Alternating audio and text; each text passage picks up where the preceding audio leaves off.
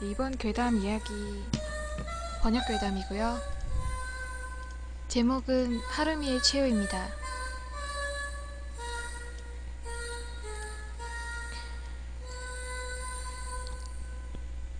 벌써 10년도 더 된 일이다. 당시 나는 어느 지방의 싸구려 술집에서 일하고 있었다. 같은 가게에서 일하는 어느 여자 한 명과 사귀어서 함께 동거를 했다. 그녀의 이름을 하루미라고 칭하겠다. 그녀는 도박을 좋아했다. 파친코, 경정, 경륜, 포커, 마작 등. 재능이 있는 것도 아니었다.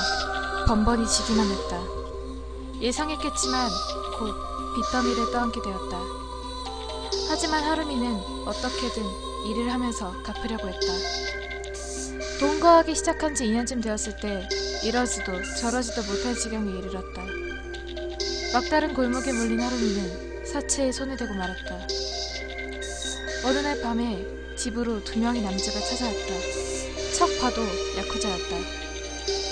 돈을 못 갚으면 몸 파는 곳으로 넘겨버리겠다는 협박을 했다. 그렇지만 하루미는 일주일, 아니 한 달만 더 기다려달라고 하면서 열심히 일을 했다. 비겁하다고 여기실지 모르겠지만 나는 아무것도 할 수가 없었다. 야쿠자와 관련되는 건 질색이다. 지금은 나를 비난할지도 모르겠지만 여러분들도 나 같은 상황에 처하면 알게 될 것이다. 어느 밤에 평소처럼 야쿠자들이 집으로 쳐들어왔다. 그런데 평소와는 조금 느낌이 달랐다. 좀 높아 보이는 간부급 야쿠자가 온 것이었다. 한 차례 하루미와 이야기를 나눈 후에 성큼성큼 나에게로 다가왔다. 저게 네 여자 맞냐? 나는 아니라고 말할 수가 없어서 그렇다고 했다. 그럼 네가 저 여자 빚을 대신 갚을 거야? 그 당시 하루미의 빚은 1000만엔 가까이 부풀어 있었다. 대신 갚을 수 있을 리가 없었다. 당연히 무리라고 말했다. 그러면 저 여잔 내가 가져간다. 나에게 해만 안 끼친다면 상관없다고 체념했다. 사실 하루미를 진심으로 사랑한 것도 아니었다. 몸만 원했을 뿐이었다. 그런데 그 남자가 이상한 말을 했다. 저 여자에 대해선 앞으로 잊어버려. 다른 사람에게 발설하지 않는다고 맹세할 수 있으면 이걸 받아. 그렇게 말하고 남자는 나에게 봉투를 내밀었다. 딱 100만엔이 들어있었다. 아무리 돈이 좋다고 해도 역시 야쿠자에게 받는 돈은 찜찜했다. 잘못하면 나중에 말도 안 되는 거액에 이자를 붙여 갚으라고 협박할지도 모른다. 거절했다. 그랬더니 옆에 있던 부하가 폴라로이드 카메라로 내 사진을 찍었다. 그리고 그 남자가 받지 않으면 죽이겠다고 했다. 마지못해서 돈을 받았다. 혹시 이후에 오늘 일을 누구에게라도 발설하면 네가 세상 어디에 숨는다고 해도 찾아내서 죽여버릴 거야. 나는 막연히 하루미가 매춘업소로 팔려가는 게 아니라 다른 일에 쓰일 거라는 예감이 들었다. 훨씬 더 비참한 일에. 하루미는 어느 정도의 옷과 자파 정도만 여행 가방에 쑤셔담고는 그대로 끌려갔다. 집에 나설 때 하루미는 내 쪽을 쳐다도 안 보고 쓱 나갔다. 나는 혼자 남겨진 집에 당분간 멍하니 서 있었다. 내일이라도 당장 가게를 그만두고 멀리 이사를 가야겠다고 생각했다.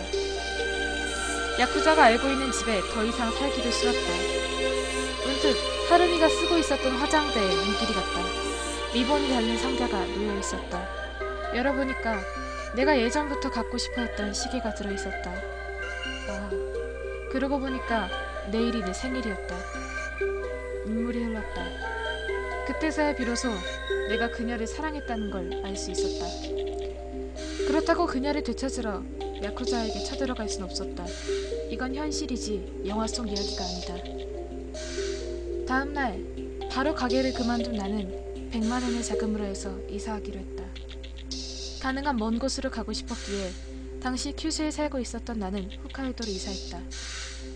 일단 살 곳이 정해졌고 급한 불을 끈 나는 일을 찾기 시작했다. 물정산 이제 지긋지긋했기에 올빼미형 인간인 나에게 딱 맞는 야간 경비 일을 했다. 그로부터 10년이 흘렀다. 금방 실증을 내는 성격임에도 불구하고 나는 꽤 오랫동안 그 직장에서 일을 했다. 하루미에 대해서는 가끔씩 떠올리곤 했다. 그 손목시계는 늘 차고 있었다. 이곳으로 오고 나서 다른 여자를 만나고 또 헤어지기도 하면서 평범하게 살아가고 있었다. 그런데 약 한 달 전에 동료가 엄청난 비디오가 있다면서 말을 걸어왔다. 나는 어차피 야한 비디오라고 생각을 했다. 그랬는데 동료가 스너프 비디오라는 거에 대해서 알고 있어? 하고 물어왔다. 나도 한가할 땐 인터넷을 자주 하기 때문에 기본적인 지식 정도야 알고 있었다. 내가 아는 사람 통해서 손에 넣은 건데 이거 한번 볼래? 마침 새벽 3시의 휴식 시간이었기에 심심풀이로 괜찮겠지 싶어서 비디오를 보기로 했다. 난 어차피 그런 건 짜고 찍는다고 생각했기에 쉽게 승낙했다. 비디오를 넣고 동료가 재생 버튼을 눌렀다. 옷을 한 오락기도 거치지 않은 여자가 넓은 우리 안에 누워있었다. 머리카락도 포함해서 온몸에 털이 나는 털은 다 깎여 있었다. 약에 취한 건지 눈동자가 격하게 흔들렸다. 나는 자리에서 벌떡 일어섰다. 그녀였다. 시간이 지나고 굵은 튜브 같은 것을 통해서 우리 안으로 거대한 아나콘다 한 마리가 들어왔다. 조금의 과장도 없이 10m 정도야 좋게 넘어 보였다. 동료는 장난 아니지? 하면서 뿌듯한 듯이 나를 쳐다보았다. 그리고 그것은 천천히 몸뚱이를 구부려서 그녀의 몸을 둘둘 휘감았다. 성대나 혀도 망가진 것인지 그녀는 겁에 질린 표정을 하고서도 아무 소리도 내지 못했다. 그녀의 몸이 마치 연체동물처럼 흐물흐물해졌다. 10분 정도가 경과하자 그것이 입을 크게 벌렸다. 머리카락도 하늘 없는 그녀의 머리를 집어삼킨 것이다. 여기서부턴 좀 오래 걸려 라면서 그는 비디오를 빨리 감기했다. 그것이 하루미의 머리를 다 삼키고 나자 이번에는 그녀의 어깨를 삼키기 시작했다. 몸통 부분에 이르렀을 때 테이프가 끝났다. 이거 뒤에 2편 더 있어. 됐어. 그리고 나는 도망치듯이 순찰에 돌았다. 그날 이후로 항상 같은 꿈을 꾸게 되었다. 그녀의 얼굴을 한 커다란 뱀이 나를 얽혀매고 숨통을 죄어왔다. 내 뼈가 으스러지고 그녀가 나를 머리부터 천천히 집어삼켰다. 나는 그녀의 뱃속에서부터 천천히 녹아내리기 시작하고 마치 엄마 뱃속으로 돌아간 것 같은 안정감마저 느꼈다. 그 비디오는 몇 개월치 월급을 털어서 그에게 사드렸다. 3편을 모두 보고 난 후에 난 울었고 모든 비디오를 때려부셨다. 그 후로부터 깊은 밤에 혼자 일을 하고 있으면 나는 그녀를 느낀다. 혼자서 순찰을 들고 있으면 뒤에서 발소리가 들린다. 뒤돌아보면 그곳엔 아무도 없다. 그래서 다시 또 걷기 시작하면 젖은 수건을 바닥에 내던진 것처럼 찰박찰박하는 소리가 난다. 그녀인가 싶었지만 한 번도 모습을 드러내지 않았다. 기척과 발소리만 느껴질 뿐이었다. 그런 일이 며칠 동안 이어지자 정신이 황폐해질 수밖에 없었다. 지금은 휴가를 받아서 쉬고 있다. 그런데 3일 전에 그녀가 나타났다. 깊은 밤에 침대에 앉아서 멍하니 담배를 피우고 있는데 하얀 연기 같은 것이 눈앞에서 한들한들 거렸다. 담배 연기인가? 그런데 움직임이 좀 이상했다. 마치 살아있는 것처럼 흔들흔들하면서 형상을 이루기 시작했다. 그녀였다. 이미 녹아내리기 시작하고 뼈가 부서진 온몸을 마리오네트처럼 흔들면서 아직 남아있는 눈동자로 나를 바라보았다. 무언가를 말하고 싶은 것처럼 입을 움직였지만 혀가 없는 건지 성대가 망가진 건지 끙끙댈 뿐이었다. 시간이 얼마나 지났을까 어느샌가 그녀는 사라져 있었다. 그 다음 날도 그녀는 나를 찾아왔다. 이젠 그녀가 나를 죽인다고 해도 어쩔 수가 없는 거라고 단념하기 시작했다.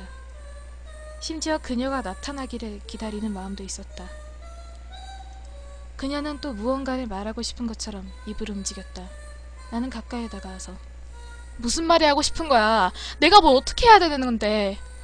시계 진짜 고마웠어. 그때 아무것도 못해줘서 미안해. 그 시계는 진짜 소중히 여기고 있어. 이거 봐, 시계! 그러자 그녀가 부러진 목을 꿋꿋하게 내 쪽으로 향하면서 이렇게 말했다. 중간중간 끊기긴 했지만 나는 그 말을 분명히 들었다. 나 당신 아이가 갖고 싶었어. 오늘도 다시 어둠이 찾아온다.